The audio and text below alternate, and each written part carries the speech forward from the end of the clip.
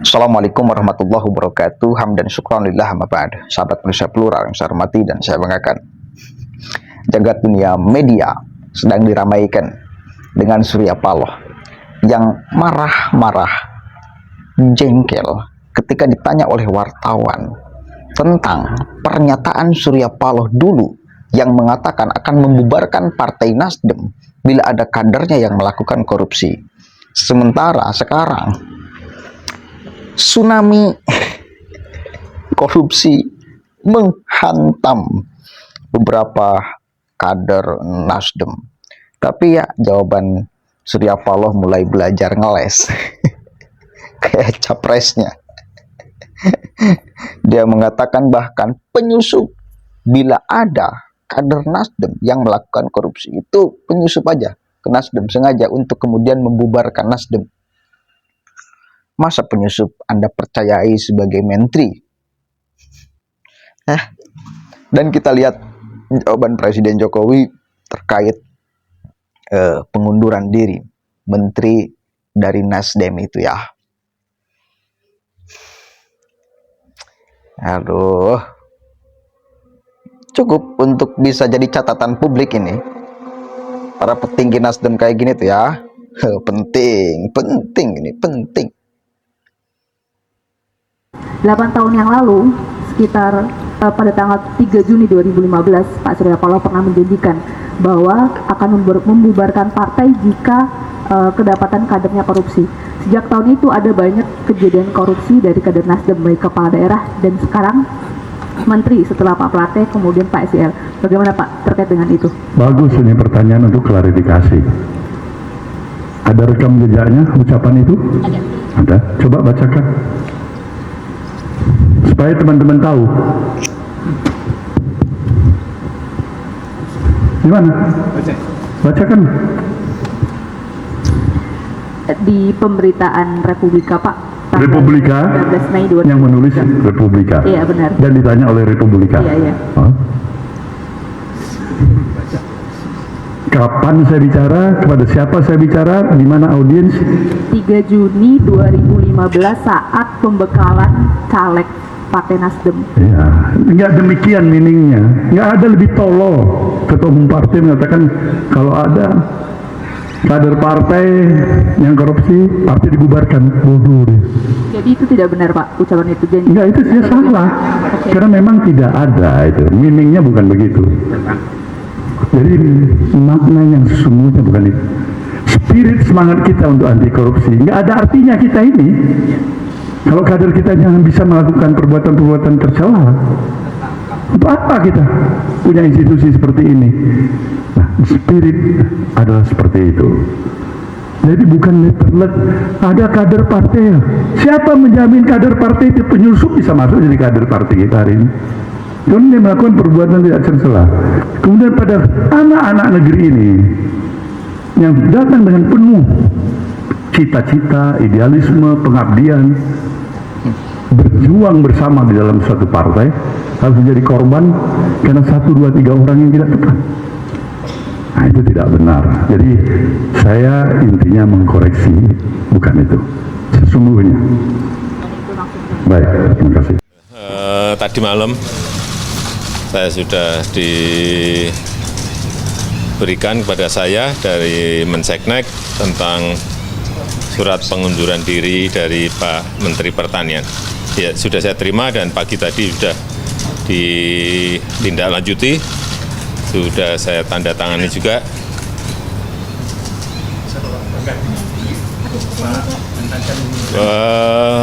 Penggantinya masih PLT. PLT-nya Pak Arif Prastio, Kepala Badan Pangan. Iya, udah. Kenapa Pak? Kepala Badan Pangan yang Gimana? Kenapa pertimbangannya apa Pak? Pertimbangannya Pak Panas yang diangkat jadi nanti. Supaya lebih koordinatif, lebih memudahkan, karena biasanya kita Bulog, Badan Pangan, Kementan ini, Menteri Perdagangan ini selalu harus Satu, jadi untuk konsolidasi aja biar lebih memudahkan. Kalau saya itu aja. Pak, definitifnya apa Pak? Pak SYL mau bertemu Bapak hari ini sudah bertemu Pak?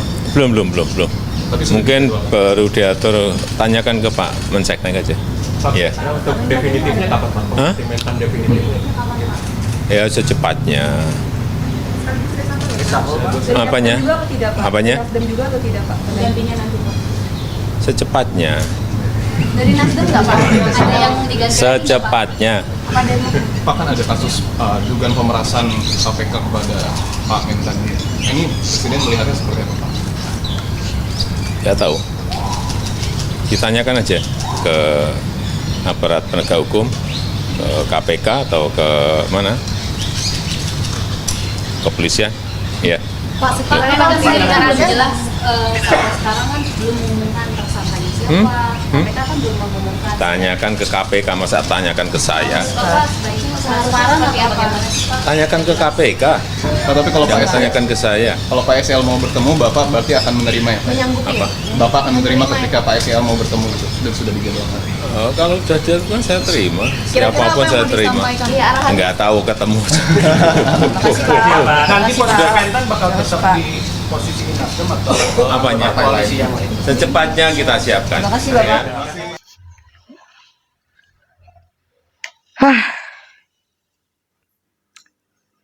Jago juga ternyata ya ngelesnya Bang Surya.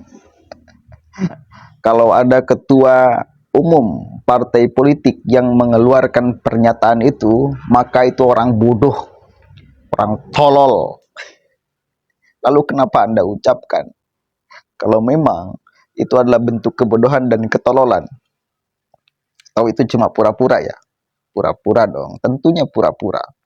Agar supaya mendidik kader-kader Nasdem agar hati-hati bila ingin melakukan tindakan korupsi. Oh, bagus.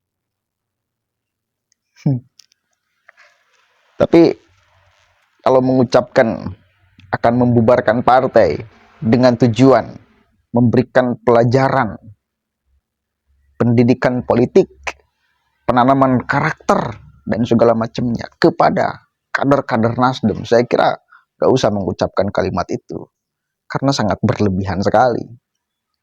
Kelihatan gimmicknya, kelihatan palsunya. Biasa aja akan melakukan pemecatan atau segala macam, gak usah mengucapkan kalimat pembubaran menurut saya agar masih di dalam tahapan normal gitu loh. Anda sendiri mengucapkan bodoh dan tolol.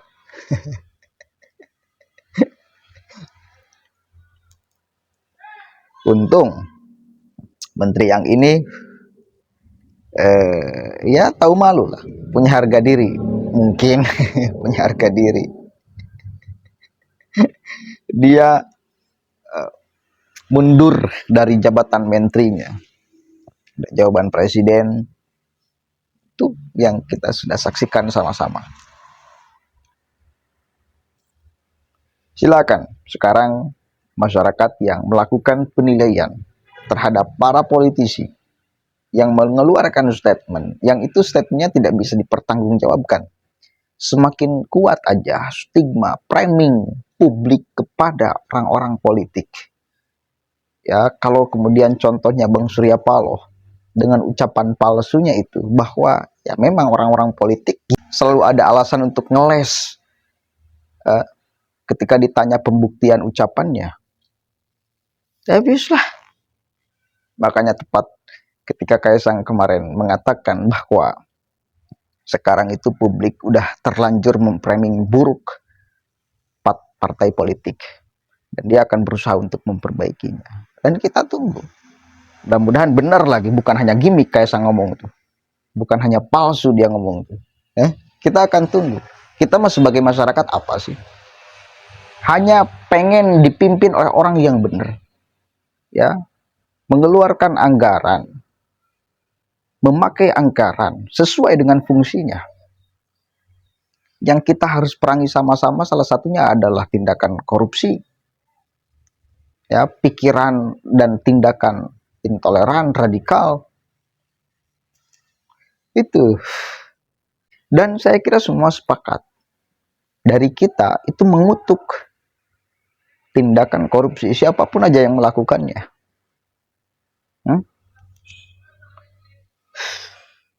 Mudah-mudahan ada manfaatnya dan mudah-mudahan ini bisa jadi pegangan buat kita semua ya. Tentang siapa sebetulnya Babang Surya dengan ucapan-ucapannya yang palsu itu. Palsu kan? Mengucapkan kalimat tetapi tidak dibuktikan palsu atau bukan? Palsu dong. Ucapan palsu itu. Mudah-mudahan ada manfaatnya. Assalamualaikum warahmatullahi wabarakatuh.